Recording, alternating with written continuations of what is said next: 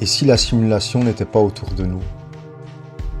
Et si elle passait à travers nous?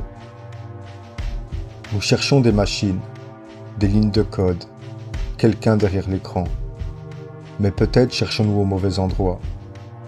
Parce que cette réalité, nous ne faisons pas que l'observer. Nous participons à sa création. Chaque pensée que tu nourris, chaque émotion que tu entretiens, chaque mot que tu prononces, chaque image que tu laisses entrer en toi, deviennent partie du monde à travers lequel tu avanceras demain.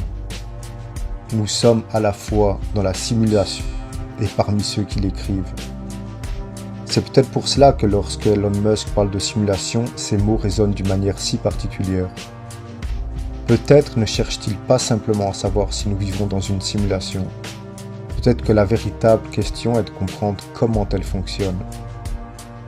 Et maintenant, c'est à toi de l'observer. Car une fois que tu comprends que ton attention participe à façonner ton expérience, une chose devient essentielle. Choisir ce à quoi tu la donnes. Regarde attentivement ce que tu laisses entrer.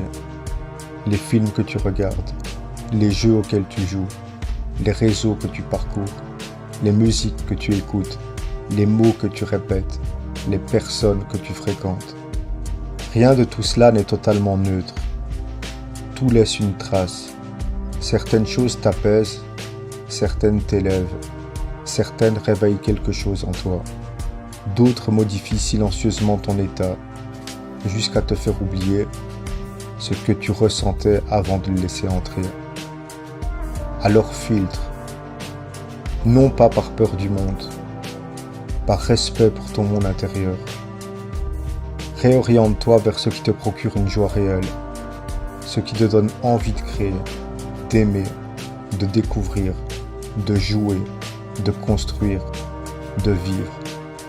Parce que ton attention est peut-être l'une des choses les plus précieuses que tu possèdes. Et chaque jour, tu décides où elle va. Tu ne contrôles pas tout ce qui existe, mais tu peux choisir ce que tu nourris. Et à force de choisir ce que tu nourris, tu changes ce que tu ressens.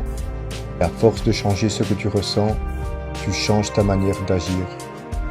Et à force de changer ta manière d'agir, le monde autour de toi commence lui aussi à changer. Peut-être est-ce cela le véritable secret de la simulation. Elle n'est pas seulement quelque chose dont il faudrait s'échapper. C'est quelque chose que nous sommes constamment en train de co-créer. Alors ne cherchez pas la sortie. Apprends à écrire.